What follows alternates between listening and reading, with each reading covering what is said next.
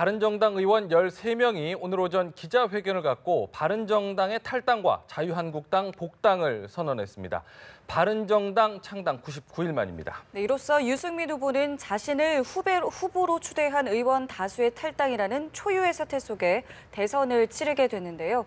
오늘 세 분의 전문가 모시고 이야기 나눠보도록 하겠습니다. 최창렬 용인대 교수, 김우석 미래전략개발연구소 부소장, 조일상 매트릭스 대표 나오셨습니다. 안녕하세요. 안녕하십니까. 어서 오십시오.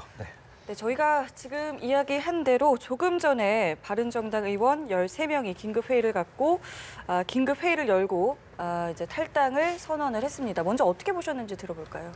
예상은 했지만 과정은 굉장히 전격적이었어요. 어제 밤부터 시작해가지고 오늘 아침까지 몰아쳤는데 사실 이 부분에 있어서는 많은 의원들이 5월 3일 그 마지막 오늘 저녁에 있는 마지막 토론과 여론조사를 참조해가지고 움직이겠다라는 의사를 표시했는데 그런 것들에 비해서는 너무 전격적이었다라는 생각이 들고 사실 정치인들은 거취를 결정을 할 때 명분과 실리라고 하는 게 굉장히 중요한 요소가 되는데 사실은 명분을 앞세우고 실리는 조금 뒤를 숨겨야지 실리를 챙길 수 있다. 이렇게 보여지는 거 아니겠습니까?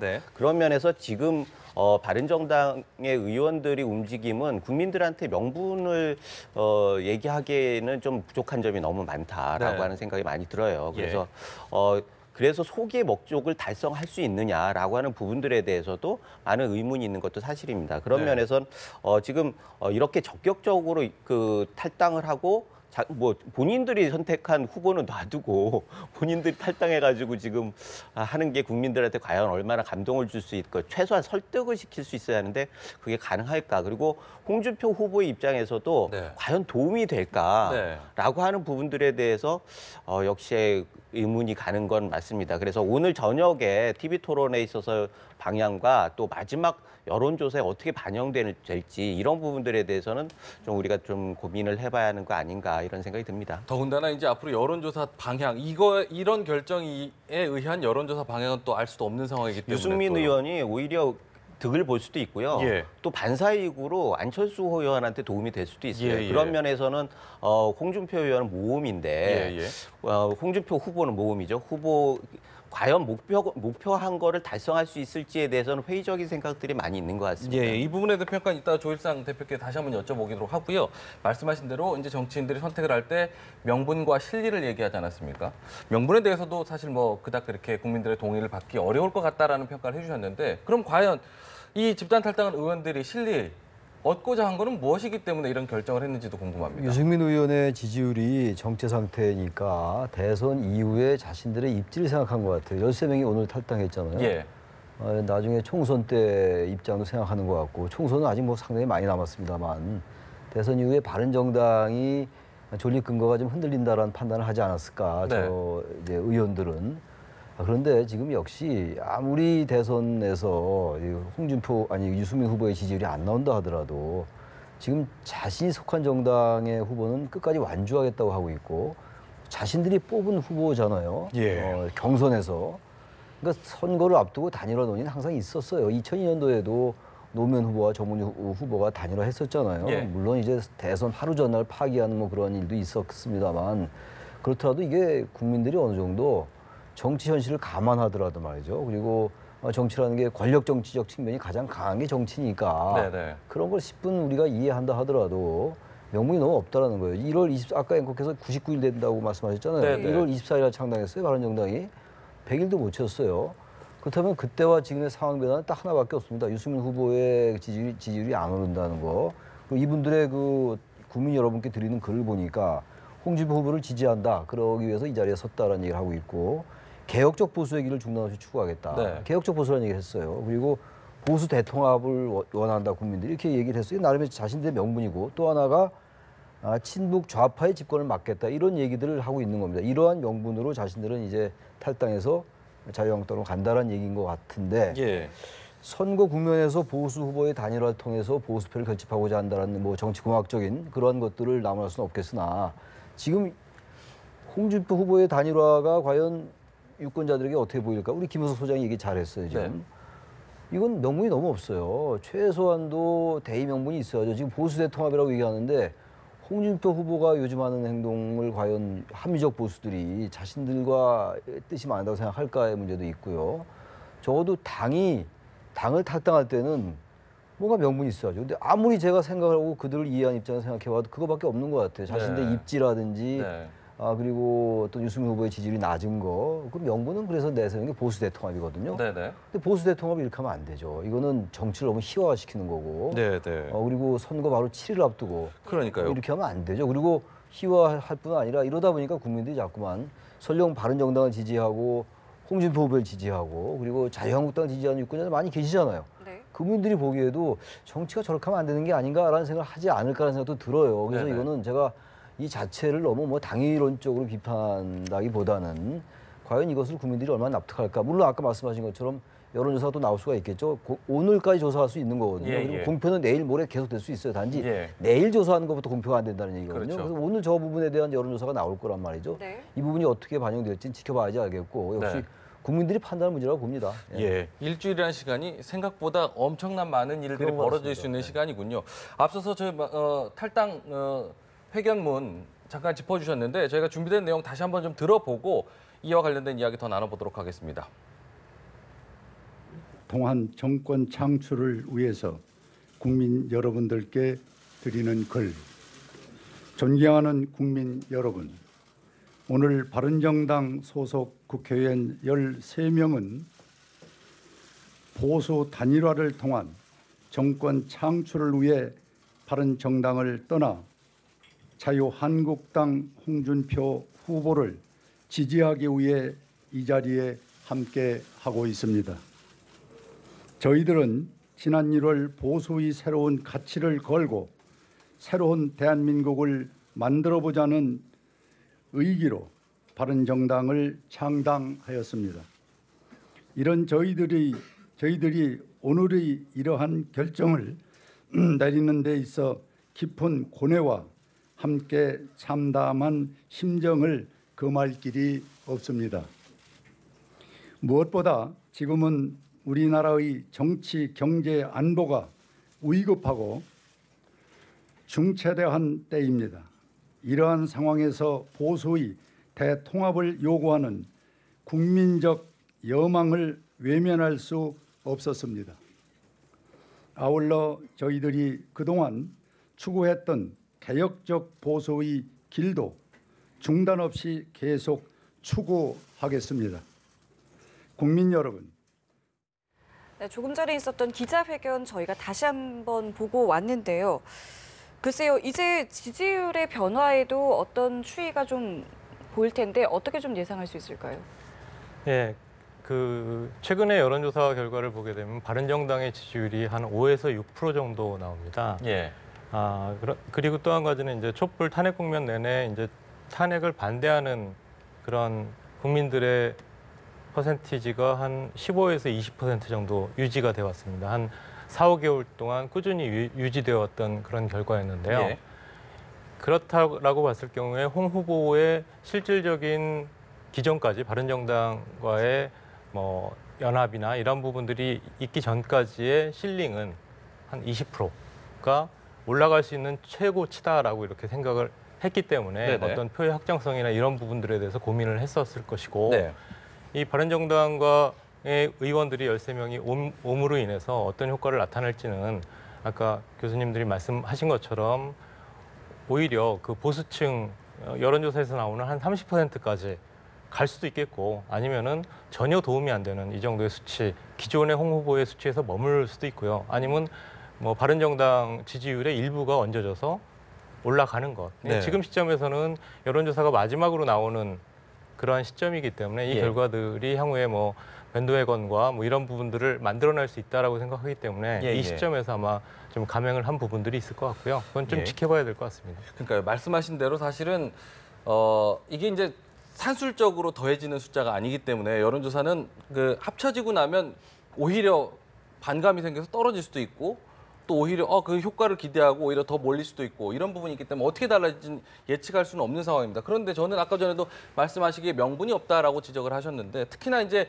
오늘 탈당하기로 한 의원들 중에는 보면 저희가 너무 인상 깊게 남은 장면이 있지 않습니까? 국조특위 당시에 현장에서 이렇게 뭐 김성태 위원장이었지 않습니까? 그때는 위원장이었고 특히나 이제 권성동 의원 같은 경우는 그 탄핵 주도했던 법사위원장으로서 네네. 주도했던 역할들을 했던 분들입니다. 사실 이런 부분들이 설명을 어떻게 국민들에게 해 나갈지에 대한 게 궁금하긴 합니다. 사실은 어떻게 보시나요? 지금 말씀하시는 게 제일 딜레마죠. 네. 사실은 홍준표 후보나 자유한국당 입장에서는 효과를 거두려고 하면 지금 의문 제기하시는 부분들에 대해서 네네. 해명을 해야 하거든요. 네. 설명 잘해 주셨는데 권성동 위원장은 검사 역할을 했어요. 그리고 결국은 그게 성공해가지고 대통령, 자기 당 소속인 대통령을 파면을 시켰단 말이죠. 그리고 결국 그것 때문에 구속까지 간 거예요. 그런데 홍준표 후보 같은 경우는 그게 다 잘못됐다라고 얘기하면서 보수표를 결집했단 말이죠. 예. 그래서 지금 가파른 상승세를 타고 있는 거가 사실입니다.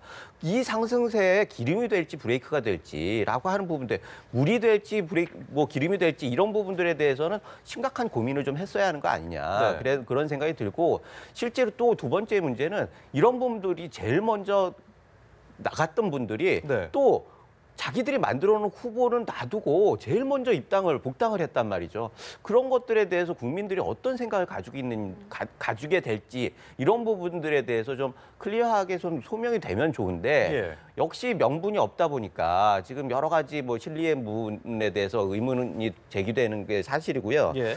지금 이런 부분들에 대해서 보수가 지금 위기이기 때문에 선거가 굉장히 위태로워지는 상황이잖아요. 네네. 그럼 보수를 위기에서 건지려고 하면은 원칙과 명분이 제일 중요한 거예요. 그래서 야당을 하더라도 당당한 야당을 하겠다라고 얘기를 하는 것이 결국 국민들한테 보수표를 결집할 수 있고 그렇게 해가지고 대선에서 한번 겨뤄볼 수 있는데 네. 그런 부분들에 대해서 굉장히 너무 가볍게 생각한 거 아닌가라는 그 생각이 들고 앞으로 계속 그거 해결을 하려고 노력을 하겠죠. 문제는 입당 과정에서 기존에 있던 당협위원장들과 마찰이 있지 않습니까? 예. 그걸 어떻게 해결할지 시도당에서 일단 입당을 해야 하는 거예요. 네네. 중앙당에서 뭐 일관적으로 지시할 수 있는 건 아니거든요. 그리고 중앙당에서 받아들일 때도 윤리나 뭐 이런 부분들에 대해서 뭐 일정 정도 해야 하지 않겠습니까? 그런 부분들에 대해서 7일밖에 안 남은 상황에서 어떻게 이 자본들을 명분 있게 가라앉힐지 이런 숙제들이 역시 남아있다. 그런 그 부분이 부분까지는 문제죠. 뭐 어차피 대선 정국에서 뭐 아주 중요한 부분까지는 아니라고 볼 수 있지만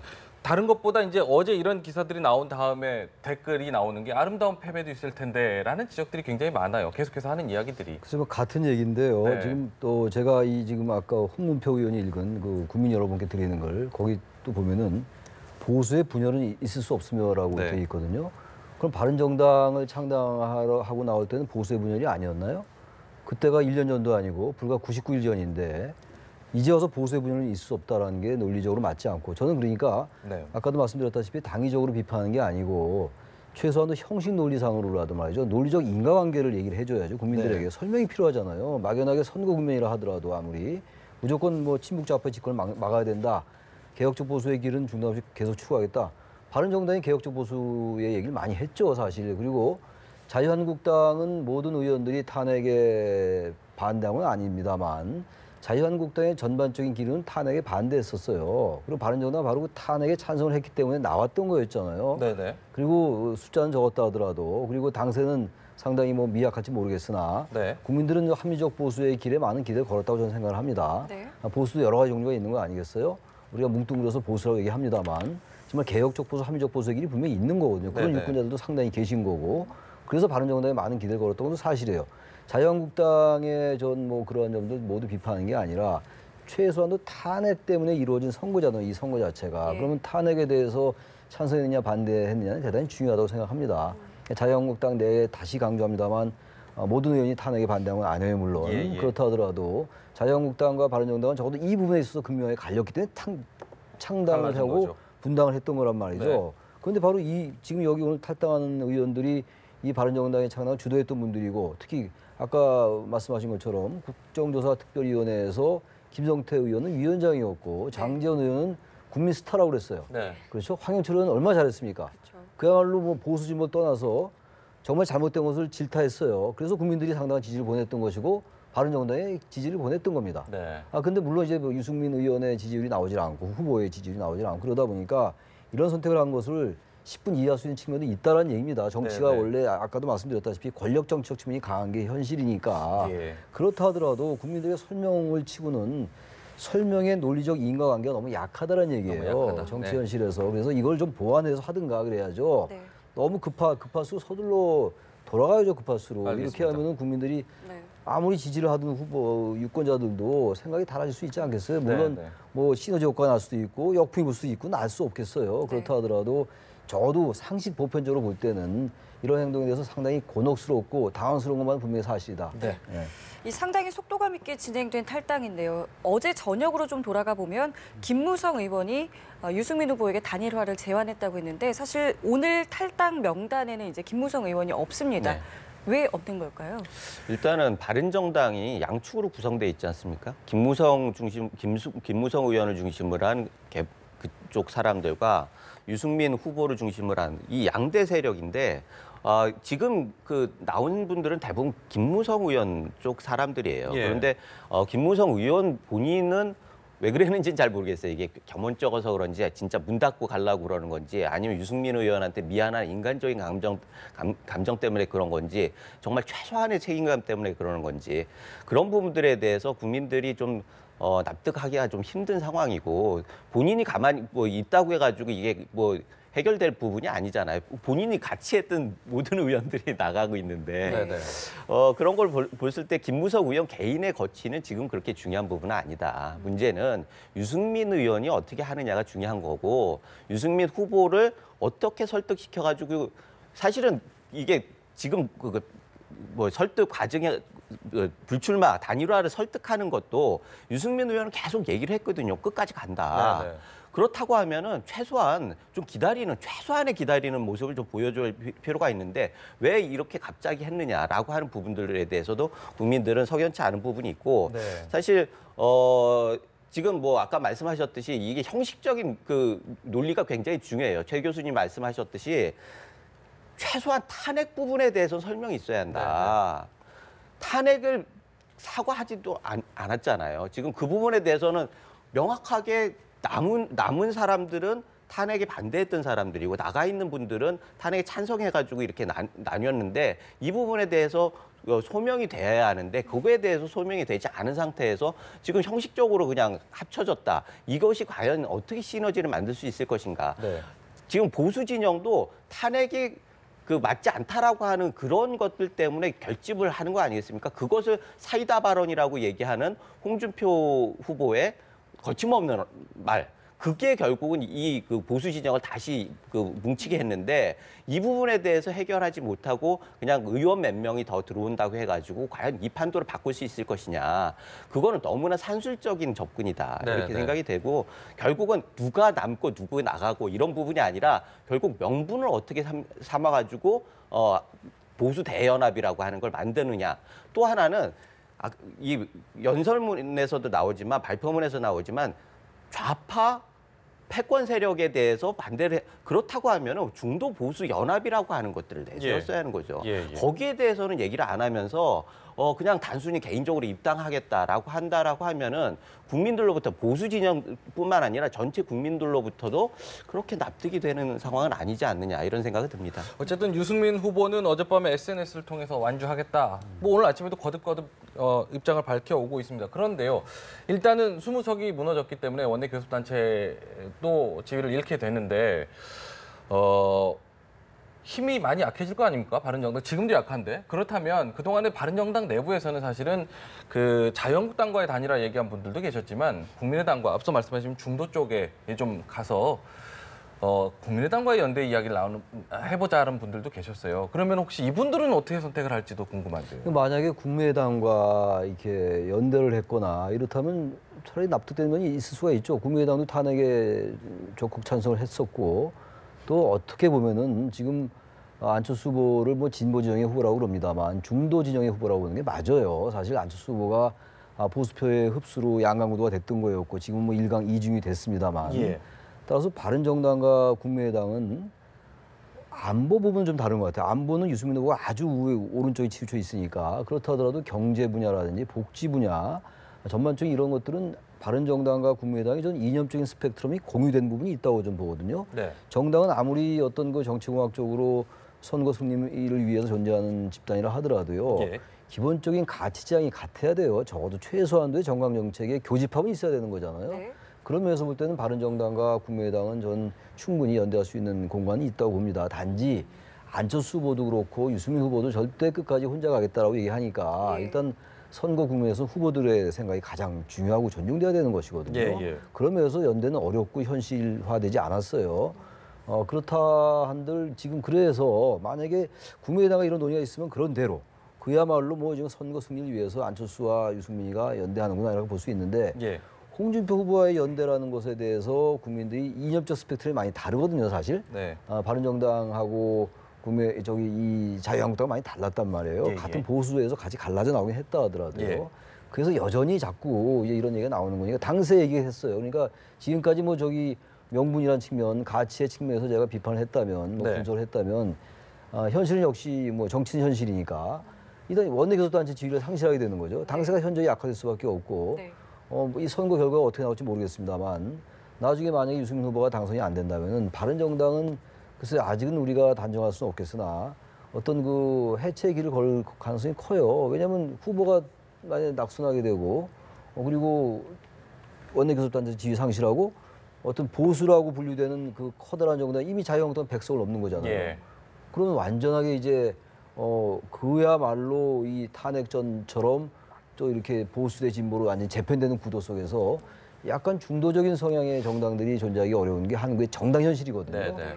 그런 면에서는 국민의당도 이게 남의 집 일만 볼 건 아니라는 거예요. 누가 당선될지 모르겠으나. 예, 예. 그래서 이번 이 탈당, 집단 탈당은 굉장히 당황스러운 일이긴 합니다만 한국 정치에서 또 하나의 그 새로운 어떤 각성을 촉구하는 그런 타산지로 삼아야 될 일이에요. 다시는 이런 일이 있으면 안 될 것 같아요. 네, 네. 후보는 끝까지 완주한다는데요. 자신들이 뽑아놓고 후보를 놔도 다른 후보를 지지한다?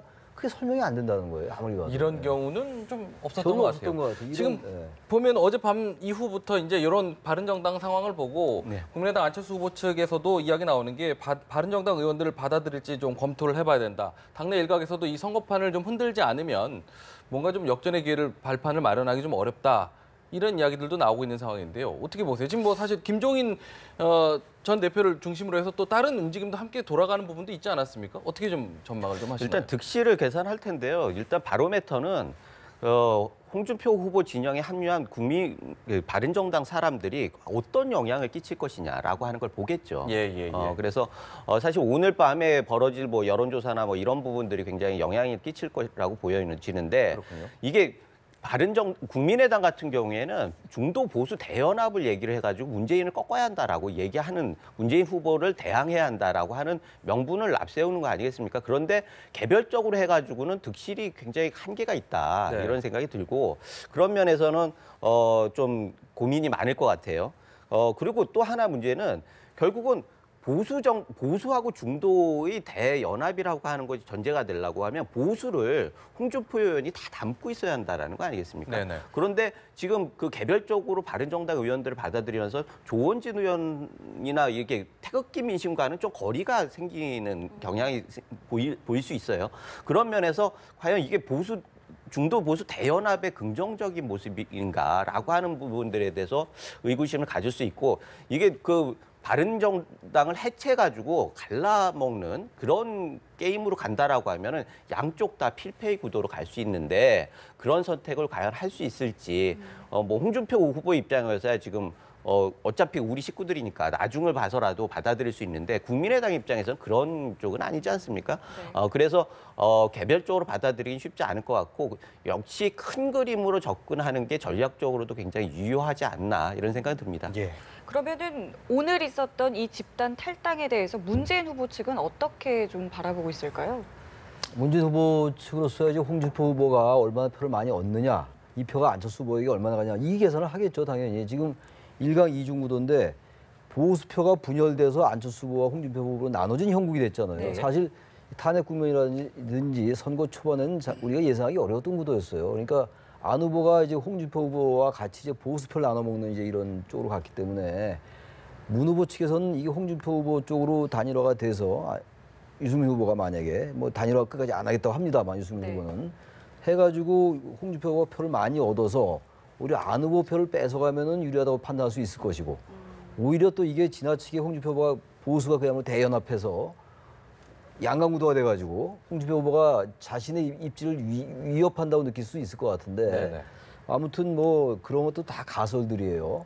저는 안철수 후보와 아니고 홍준표 후보의 표는 좀 분열될 수가 있어요. 어느 한쪽을 완전히 쏠리기는 어려울 것 같거든요. TK 지역도 마찬가지라고 보기 때문에 네네. 아마 문재인 후보 측에서는 표에 대한 여러 가지 입지 유불리를 계산하겠죠. 알겠습니다. 알겠습니다.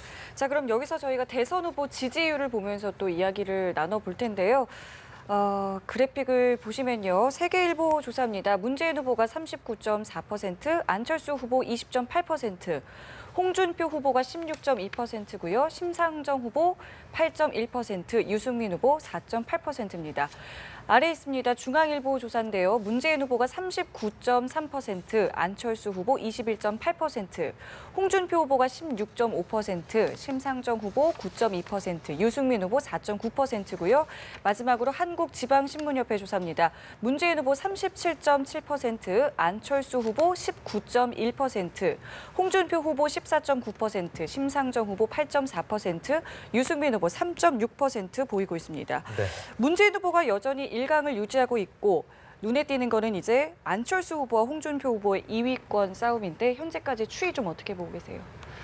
예, 그 TV 토론이 있기 전까지 이제 문재인 후보와 안철수 후보가 뭐 한 35%대로 박빙의 그런 양강 구도를 형성하고 있었습니다. 그런데 TV 토론을 거치면서 그러니까 전례 없는 많은 후보들이 참석해서 입체적으로 자기의 의견을 얘기를 하는 그런 공간을 거치면서 아무래도 그 양쪽 이념적 스펙트럼에 있어서 양쪽 끝단에 있는 후보들이 조금 더 편하게 자신의 의견을 얘기를 하고 공격을 할 수 있는 그러한 기회가 있었던 반면에 중도의 포지션이 되어 있는 안철수 후보 같은 경우는 기본적으로 수세적인 입장을 취할 수밖에 없었던 부분들이 있었던 것 같습니다. 그러다 보니까 좀 여러 가지 면에서 그 TV 토론 기간 중에 지지율이 하락하는 그런 모습들을 보이고 그게 약간 뭐 점점 그 다른 부분들과 합쳐지면서 지지율이 떨어지는 그런 모습들을 보이고 있습니다.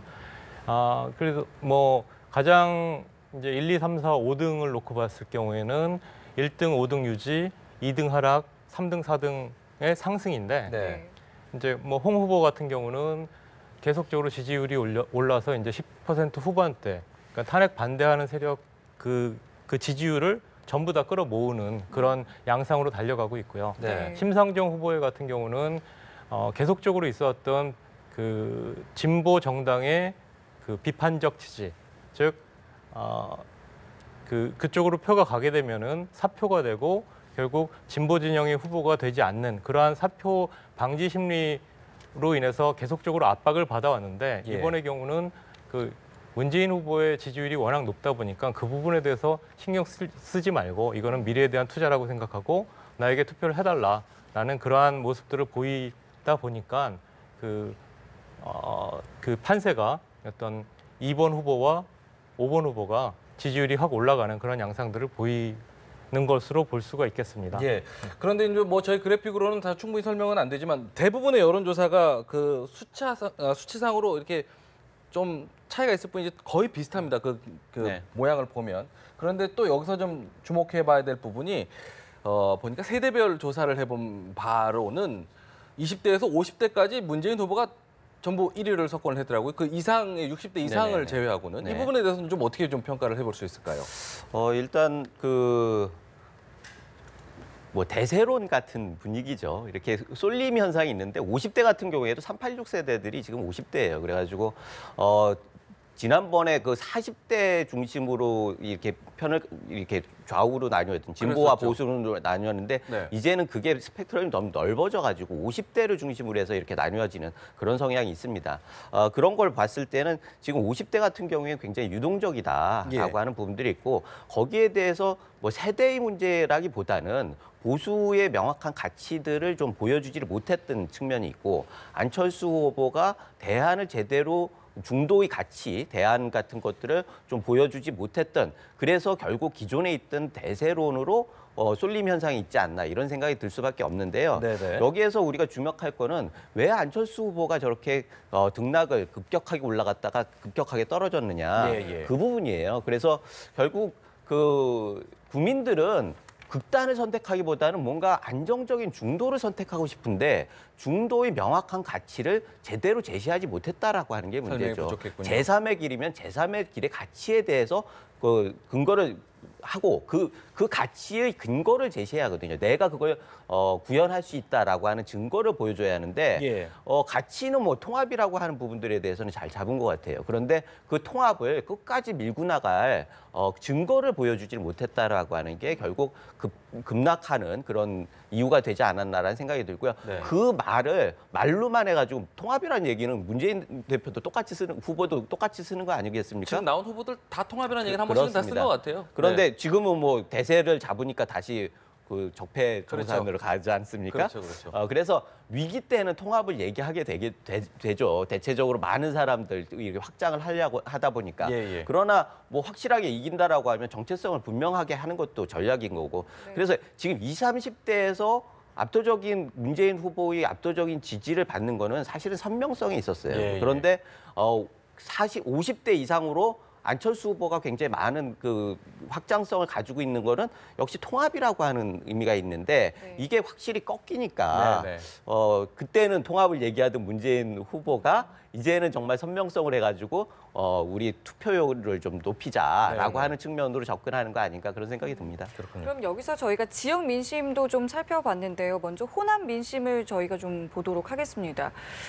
그래프를 보면요. 문재인 후보가 53.2%고요. 안철수 후보가 30.4%, 홍준표 후보가 1% 나타내고 있는데 여기서 좀 주목을 해야 될 게 4월 초로 거슬러 올라가면 문재인 후보랑 안철수 후보가 사실 거의 비슷했습니다. 그러다가 점점 격차가 벌어지고 있는 모습인데 호남에서 지지율 격차가 이렇게 벌어지고 있는 이유는 뭐라고 보십니까? 이번 선거의 특징 중에 하나로 꼽는 것 중에 지역구도가 많이 완화됐다는 얘기를 많이 했어요. 예. 그중 가장 중요한 그 예로 드는 게 호남에서의 문재인 후보와 안철수 후보가 같이 균점하고 있다는 거였거든요. 네. 그 부분은 대체로 일반적인 분석들이 일단 정권 교체는 된 거라고 보니까 안 예. 후보도 사실 야당 후보라고 봤던 거죠. 그렇기 때문에 안심하고 문 후보와 안 후보에게 저희 표가 갈린다 이렇게 봤던 것들이에요. 네. 봤던 그런 지지 분석이었는데 네. 영남도 마찬가지. 영남도 지금 문재인 후보도 여러 지지율이 많이 나오잖아요. 네. 안철수 후보도 나오고 다 나오는데 점점 선거가 이제 막바지로 갈수록 호남은 호남대로 영남은 영남대로 표가 좀 한쪽으로 쏠리는 경향이 좀 있다고 봅니다. 아직은 지금 50대 30으로 많이 차이 좀 났죠, 호남에서. 네네. 그렇다 하더라도 저는 이게 어느 한쪽으로 더 쏠릴 가능성이 있어 보여요, 호남에서도. 왜 그러냐면은 호남은 지금까지 압도적으로 특정 후보에게 몰표를 몰아줬어요. 김대중 후보는 굳이 얘기할 것도 없겠지만 90%가 넘었고 말이죠. 문재인 후보도 90%가 넘었어요. 정동영 후보가 비교적 2007년도에 비교적 지지를 적게 받았다 하더라도 상당히 높은 지지율이어서 70, 80%가 됐거든요. 이번에 지금 어느 후보도 안철수도 그렇고 문재인 후보도 그렇고 지금 그 정도 지지율은 못 보이고 있는데 호남도 그렇고 영남도 그렇고 말이죠. 영남도 어느 후보가 보수가 어차피 되기가 어렵다고 판단한다면 네. 어느 한쪽 후보로 몰릴 가능성이 있어요. 아마 그러한 부분들이 다시 얘기로 돌아갑니다만 집단 네. 탈당을 가져온 게 아닌가라고도 보여지는데 네. 아무튼 호남에서는 점점 이 어느 한쪽으로 쏠림 현상이 나타날 가능성이 있어서 마지막 뭐 개표해봐야 알겠습니다만 영남, 호남 모두 어느 후보에게 쏠리는 경향이 있을 것 같기도 합니다. 네. 그러니까 이번 그 대선전에서 좀 재밌는 것 중에 하나가 사실은 뭐 TV 토론에 잘한 심상정 후보를 지지하겠다는 분들이 굉장히 많아졌지 않습니까? 그걸 보면서 여러 이제 전문가들이 평가하기를 이번 선거, 이번 대선에서는 소신 투표하는 분들이 굉장히 좀 늘어나는 것 같다 이렇게 얘기를 합니다. 어떻게 좀 평가할 수 있을까요? 지금 여론 추이로 보면요. 그 과거에 좀 달라진 부분들은 이제 그 전략적 투표들을 유권자들이 많이 합니다. 예. 자기가 A 후보를 지지하지만 A 후보가 될 가능성이 없다라고 하면은 차선을 찾게 되어 있는데, 예.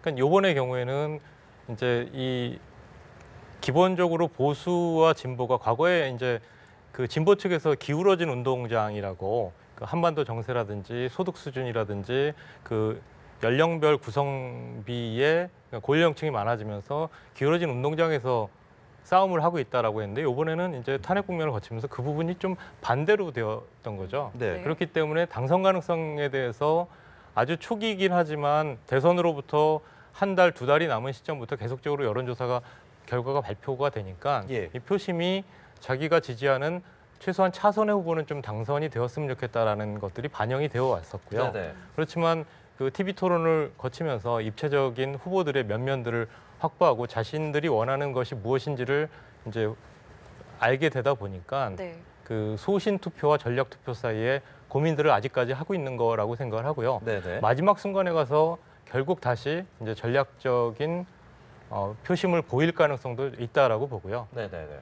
이번에 나오는 마지막 이제 여론조사 결과가 그런 부분에 큰 영향을 줄 거라고 봅니다. 네. 그래서 그런가 사실은 이 소신 투표와 관련해서 말씀하신 대로 이제 그 심상정 후보 같은 경우도 이제 뭐 어차피 당선될 사람에게 어차피 당선될 사람이기 때문에 내 소신대로 한다라는 의견을 가지고 홍준표 후보 쪽에서도 나름 해석하기로 어차피 보수 나에게 올 표는 나에게 온다라고 해서 이번에 선거운동할 때도 보면은 집중적으로 그 위주로 이제 좀 가지 않았습니까? 그 말은 홍준표 후보도 나름대로 이렇게 좀 지지율 상승을 기대하고 있다라는 건데 그래서 그런지 5일 기점으로 해서 5일 날짜를 특정을 했더라고요. 예. 그 기점으로 해서 골든크로스가 올 수도 있다라고 얘기를 합니다. 어떤 부분에서 이런 해석을 좀 했다라고 보세요? 일단 20%까지는 무난하게 오를 거라고 생각을 하는 거죠. 탄핵의 반대를 했던 게 20% 정도 그런 민심이 있으니까. 네. 그래서 20%까지는 꽤 올라갈 거다라고 네네. 생각을 하는 거고 그렇기 때문에 뭐 그 5일 크로스 타임으로 얘기를 하는데 5일을 확인할 수가 없어요. 사실 뭐 내일부터 여론조사를 검증할 방법이 없지 않습니까? 네. 그래서 온갖 오늘도 뭐 그 신문 보니까 뭐 캠프에서 여론을 어떻게 그 SNS로 전파를 하고 거기에 대해서 고소를 하고 이런 것들이 나는데 지금도 그런데 그 여론조사를 발표할 수 없는 시간에는 그런 게 오죽 많겠습니까? 네네. 그런 면에서 이건 검증하기가 좀 힘들다라는 생각이 들고 네. 그런 그런 면에서는 뭐 굉장히 영리한 그 전술이다 이렇게 보여집니다. 그런데 이게 가능하려고 하면은 사실은 좀 정체성을 명확하게 할 필요는 있어요. 네.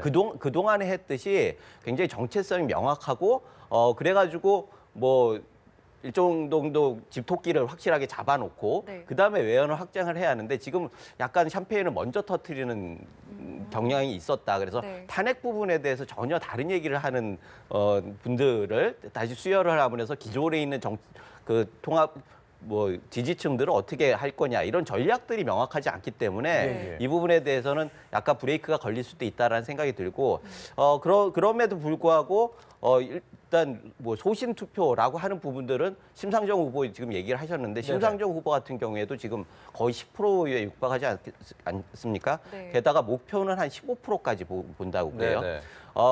만약에 정말 10% 이상이 나오고 15%에 접근한다라고 하면은 이건 영국에 있어서 노동당 같은 게 벌어질 수도 있다. 네네네. 진보 진영의 지각 변동이 있을 수도 있다라는 생각이 들고 결국 노동자들이 영국에서도 자유당을 먼저 지원을 했다가 노동당이 강해지니까 자유당이 급격하게 그 소멸을 하고 노동당의 그 모든 야권 진보 진영들이 쏠렸단 말이죠. 예. 지금 보면은 그래요. 진보당에서는 정의당 같은 경우에도 모두가 다 보수 정당이다라고 얘기를 하는 거예요. 예. 내부에서는. 그런데 지금 그 더불어민주당 같은 경우에도 과거에 이렇게 보면은 상당 부분 보수적인 색깔이 있어요. 전체적인 스펙트럼에 있어서는 중도 내지 약간 보수 쪽이다라고 네. 하는 얘기들이 있는데 네.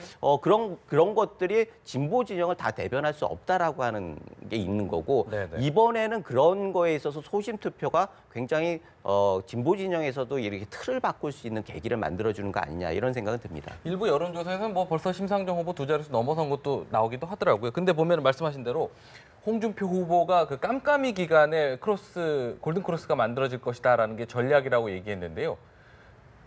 그 굉장히 고도의 전략인가 봅니다. 추측하기가 네. 어렵죠. 지금 홍준표 후보는 아무튼 아까 소신투표 말씀들 하셨는데 소신투표에 힘입어가지고 지지율이 오르는 것 같아요. 처음에 안철수 후보에게 보수표가 몰렸던 거는 특정 후보를 당선을 막기 위해서 이제 안철수 후보를 지지했던 면이 있었던 거란 말이에요. 보수가. 예. 그래서 상당히 양강구도가 형성되고 그랬었는데 점점 이제 안 후보와 문 후보의 격차가 벌어지면서 예. 보수표들이 이제 홍 후보에게 몰리는 거예요. 그리고 네네. 홍준표 후보는 다들 보셔서 아시겠습니다만 토론회 때도 일관되게 좌파 우파라는 용어를 씁니다. 보수와 진보라는 용어 영어 안 쓰더라고요, 제가 보니까. 네. 그 좌파 우파란 말과 보수와 진보란 말은 어감이 많이 달라요, 듣기가. 그래서 좌파 우파라고 하면은 아주 극단적인 대립이라는 뉘앙스 굉장히 강하게 와닿아요, 이렇게. 근데 보수와 진보는 상당히 온건하게 서로 조화가 될 수 있다, 보완 관계다라는 이미지도 많이 있단 말이에요. 예, 예. 그래서 일부러 보수 진보란 용어보다는 좌우파라는 용어 쓰면서 상당히 보수층들 결집한 효과가 있고 상당히 수위 높은 발언을 함으로써 오히려 또 그 지지자들도 결집시키는 이런 효과를 봤던 게 분명합니다. 네, 네. 그것이 뭐 옳고 그름의 문제는 전혀 아닌 거죠. 그런데 점점 이제 그 추세가 강화되면서 결국은 지금 안 후보와 홍 후보와는 뭐 오차 범위 내에 있는 것도 있단 말이에요, 여론조사들이. 그러다 보니까 홍 후보로서는 자신이 이길 수 있다. 그러니까 이제 골든크로스 얘기를 하는 거예요. 예. 그러니까 일단 이제 선거가 점점 이제 일주일 앞으로 다가오면서 분명한 것은 점점 보수와 진보로 이렇게 양분되는 경향은 분명히 있어 보입니다. 그래서 사실 14명 탈당으로 다시 돌아가면 14명이 탈당해서 사실 홍준표 후보에게 단일화를 요구할 것 같아요. 예. 가서. 알겠습니다. 그런 다음에 이제 안철수 후보에게도 단일화 요구해서 안 후보로 단일화 해가지고 뭔가 하겠다는 생각을 하지 않을까. 그래서 뭔가 보수의 진보로 완전히 이제 양강구도로 가서 이기겠다는 생각도 하지 않는가라는 생각이 들어요. 지금 여러 가지 네. 정황으로 미뤄볼 때. 알겠습니다. 네. 자, 오늘 저녁에는 이제 마지막 TV 토론이 있는데요. 관전 포인트를 좀 짚어주신다면 뭐가 있을까요? 역시 오늘 유승민 의원이 어떻게 할 거냐 네. 이게 가장 사람들한테 관심이 있을 것 같아요. 예. 오늘 사회 분야 토론인데 사회 분야 얘기는 많이 안 나올 것 같아요. 아니 오히려 사회 분야이기 때문에 그러니까요. 네. 그럴 수가 있겠죠. 네네. 그런데 하여튼 유승민 의원이 이 상황을 어떻게 극복할 거냐, 어떻게 이게 반전의 기회를 활용할 거냐라고 하는 부분들에 대해서 국민들이 많이 관심이 있는 거고, 네. 거기에 대해서 홍 후보가 이 의미를 어떻게 설명할 거냐, 예. 그 부분에 대해서도 사람들이 관심이 많을 아까 거예요. 설명했던 그 명분을 예. 어떻게 설명해야 그래서 되느냐. 홍 후보 입장에서는 오늘 아침에 이게 벌어진 일들을 저녁에 본인의 입으로 수습을 하고 거기에 의미를 부여하고 그거를 기회로 만들면서 지지율과 연결시키는 이 작업이 필요한 거죠. 네네. 그래서 오늘 저녁의 TV 토론은 진짜 중요하다라는 생각이 들고 예. 더 중요한 건 결국 이 흐름을 중도 보수의 단일화로 끌고 갈 수 있느냐 없느냐. 그래서 전체 판세를 마지막까지 이게 요동치게 만들고 그래서 그 반전의 기회를 만들 수 있느냐 이런 부분들이 사람들이 관심이 있는 건데 네. 이런 부분들에 대해서 과연 해답을 단초로 보여줄 수 있느냐라고 하는 게 굉장히 중요할 것 같아요. 그래서 오늘이 마지막 TV 토론 아니겠습니까? 그렇죠. 네. 후보들끼리 얼굴을 보고 할 수 있는 마지막 기회이기 때문에 오늘 국민들은 정말 많은 관심들을 가지고 지켜볼 거다 이런 생각이 듭니다. 30초 정도 시간이 남았는데 네. 짧게 관전 포인트 뭐 하나 또 짚어볼 게 있다면. 일단 사회 분야가 경제나 안보 분야보다 훨씬 더 소중할 수가 있어요. 네. 지금 지난번 토론회 때 그 동성애 문제가 나왔잖아요. 성소수자. 그렇죠. 그리고 잠깐 사용제 폐지 여부도 나왔었습니다. 그리고 군 가산제 문제. 그러니까 우리가 정치나 경제 쪽에서의 안보 이런 부분에서 진보 보수를 얘기하는데 사실 소셜 사회적 이슈에 있어가지고 진보와 보수의 그 이념적 변별력이 더 뚜렷하게 나타날 수가 있기 때문에 오늘 근데 이제 그 아까 얘기한 바른정당의 탈당 이런 것들이 주제가 될 것 같아요. 또 사드 문제도 또 있고요. 그럼 사드 문제 중요하죠. 아무리 네네. 사회교육 분야를 하더라도 그런 현안을 배제하고 얘기할 수가 없죠. 그렇겠죠. 그래서 그런 얘기가 많이 나오더라도 사회 분야에서 소셜 이슈에 있어가지고 사회적 이슈에서 그런 분야들에 대해서 상당히 후보들 간의 생각의 차이가 극명히 드러날 수 있다고 봅니다. 난타전이 좀 벌어질 네. 것 같은 생각이 드는군요. 알겠습니다. 저희 세 번 말씀 여기서 마무리 짓겠습니다. 고맙습니다.